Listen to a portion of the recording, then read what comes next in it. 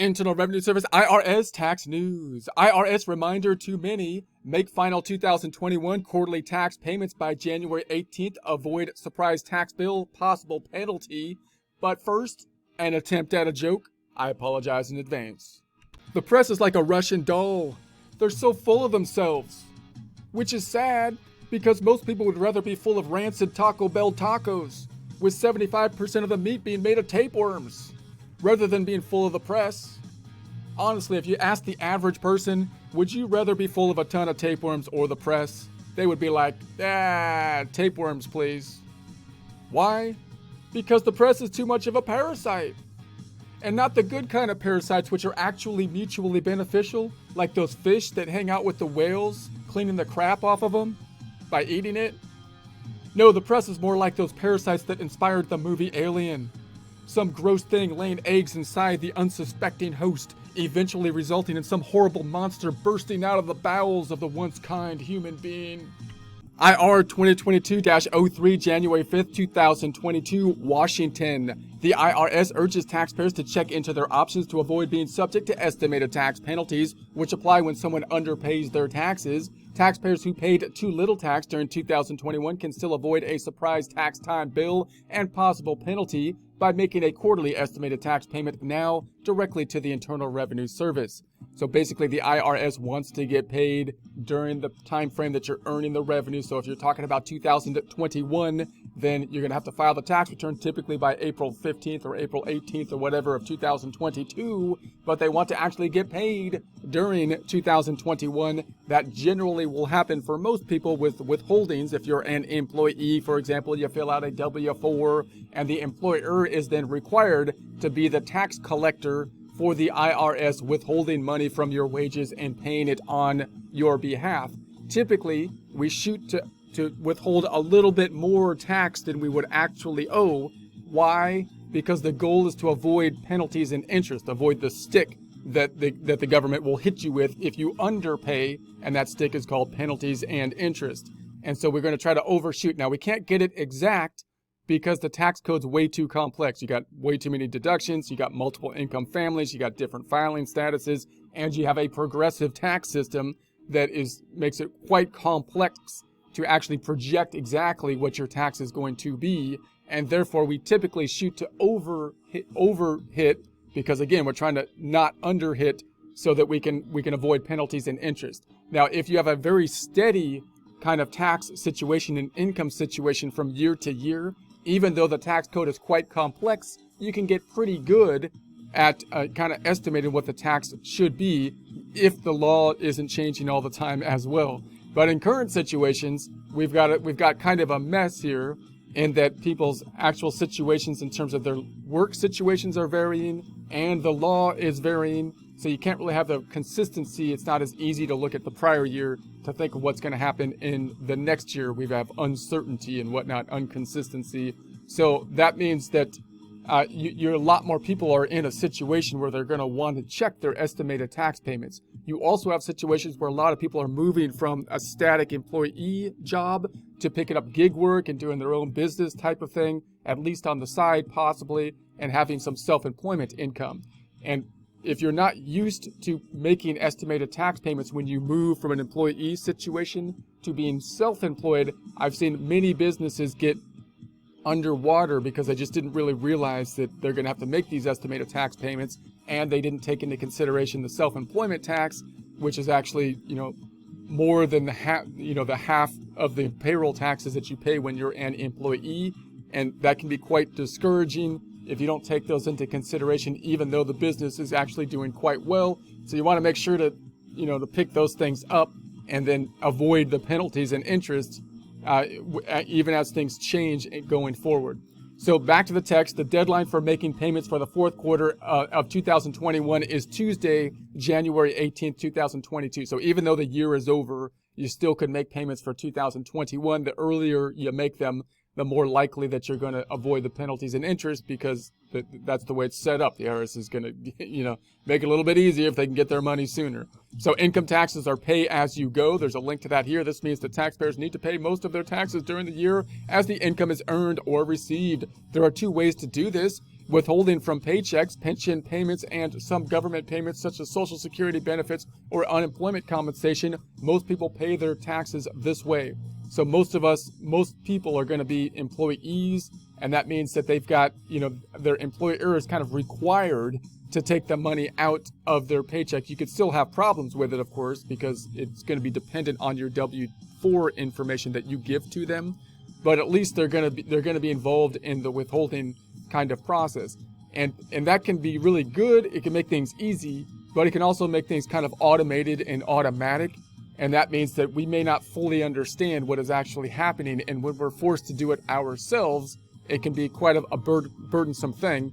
And we're forced to do it ourselves if we were to move from an employee situation to self-employed in some way, and or when you retire, oftentimes then you got to actually plan more, which can be quite difficult, because if you had your whole life that the withholdings were kind of done pretty much automatically on an automated system and you weren't really involved in it, and now when you retire, you're going to have to do a little bit more planning in terms of what your withholdings need to be to meet your current area. So it's a good idea to look at these kind of things, whether you're an employee or not, just to consider your tax situation, what taxes you're actually paying, and then, what could differ if you were to move into like retirement or if you were to move into a self-employment situation. So making quarterly estimated tax payments throughout the year to the IRS, self-employed people and investors, among others, often pay taxes this way. Act now to avoid penalty. Either payment method, withholding, or estimated tax payments, or a combination of the two, can help avoid a surprise tax bill at tax time and accompanying penalty that often apply. If a taxpayer failed to make quarterly estimated tax payments earlier in the year, making payments soon to cover these missed payments will usually lessen and may even eliminate any possible penalty. So remember, you can't really, the IRS usually, unless you tell them otherwise, will assume that your income was earned evenly throughout the year, and therefore they want their payments to be paid kind of evenly throughout the year. So you can't then pay just at the end of the year, at the last quarter, because then the IRS is going to say, I wanted the money as you earned the money, which also can be complex given the fact that in the first quarter, if you only earned so much, then you can't really apply the tax rate to the earnings that you have in the first quarter. You have to project them out because of the progressive tax system. And again, if it's the first year that you've ever done your own business, you have no idea how much you're going to earn. So it's really difficult to kind of estimate what that is going to be. But you can't really pay it at the end of the year, or the IRS is going to possibly penalize you. But the earlier you pay, the better. Now it's past the end of the year now, so you really only have kind of the option for 2021 to make the payment. You can't really make the withholding option. It's not quite as available. But just realize that if you have the option at the end of the year to either pay with a withholding or pay with an estimated payment, it might be more likely that if you had, for example, a W-2 and employee job and you had gig work and you wanted to make an added payment, it might be more likely that if you were able to up the withholdings towards the end of the year, that the IRS might then assume that the withholdings were still made kind of evenly throughout the year. Whereas if you give them a paycheck, just a check at the end of the year, then they're going to apply it to that date, right? But again, it's beyond the year now. It's January, so if you're late on the payments, then typically you might have to, write them a check at this point in time, and the withholding time frame has now passed. Because the penalty calculation considers the date on which the payment or payments were made, even making a payment now rather than waiting until April filing deadline often helps. Who needs to make a payment? The people who owed tax when they filed their 2020 tax return may find themselves in the same situation again when they file 2021. So that's the typical rule, right? I mean, if you filed your tax return last year and then in 2020 and you owed money, then usually you'd say, well, then possibly I need to change things this year, assuming things are going to be the same. The problem these days is things aren't the same, in terms of either the law or people's earnings from year to year. So that's the first thing you look at, the prior year, and try to say, okay, well, what's that going to do to this year? And then you go from there and see what the changes are. So this will likely be true, especially if fail to take action to avoid another shortfall. So people in this situation often include those who itemized in the past but are now taking a standard deduction to wage-earned households, employees with non-wage sources of income, and those with complex tax situations. In addition, families who received an advance payment of the child tax credit, there's a link to that here, during 2021 but don't expect to qualify for the credit when they file their 2021 return may need to make the estimated tax payment. Additional points to consider. Most income is taxable. So basically the tax code, when you ask what's the taxable income, they basically say, we'll tell you what's not taxable. So basically they're saying everything's taxable unless we say otherwise, kind of thing. That's kind of how it's written. But in any case, most income is taxable besides wages, interest, and other investment income, which also include income related to virtual currencies. There's a link to that here. Refund interest and income from the gig economy are taxable. Unemployment compensation is fully taxable in 2021. So we had some big thing with the unemployment compensation in the prior year, where they basically tried to go back and say some of it is going to be exempt from income, but they did it late and people had already filed, and then they had to try to fix everything, which took forever. But typically, the unemployment compensation is taxable. So the American Rescue Plan of 2021 allowed an exclusion of unemployment compensation of up to $10,200 for 2020 only. Often this means that an estimated tax payment should be made, especially if no federal income tax was withheld from these payments. Various financial transactions, especially late in the year, can often have an unexpected tax impact. Examples include year-end and holiday bonuses, stock dividends, capital gain distributions from mutual funds. Sorry, my voice was going there. Don't go, voice. Don't go. You're all I've got. Come back. Anyways.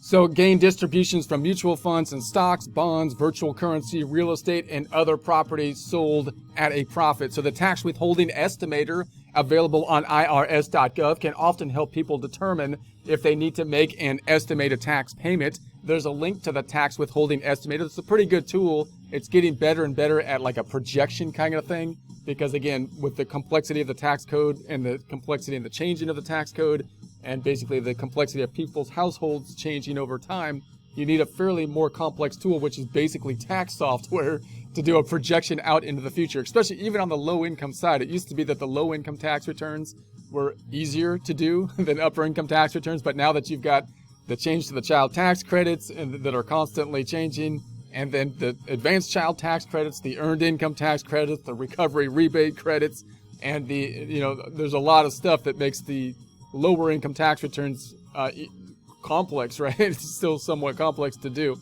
So in any case, there's that.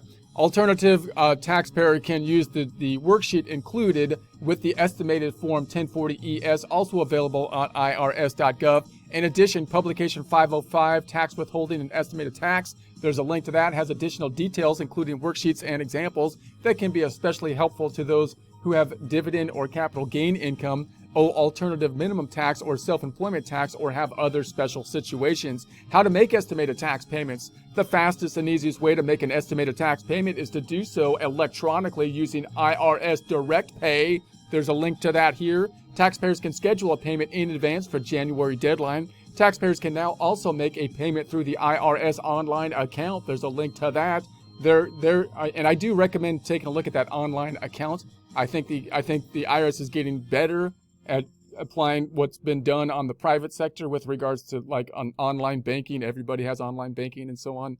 So you would think that the IRS is going to update their online capacities, especially it could be useful as they increase these advanced payments like the child tax credit advanced payments and whatnot, so you can see what those items are, which will be helpful when preparing your tax return. And again, if you're a tax professional, I would recommend try to get people at this point in time, get your people signed up to the account. I would want to do so that they can get as easy access as possible to those questions you know are going to come up, which is, did you get your advanced child tax credit? Did you get your earned income tax payment? Or did you get your stimulus payment, the recovery rebate credit, or whatever you want to call it and whatnot? And so they might be able to look that stuff up on the portal.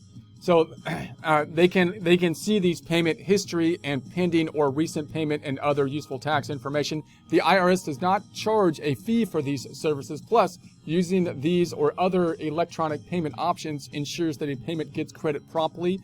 For information on other payment options, you can visit irs.gov/payments.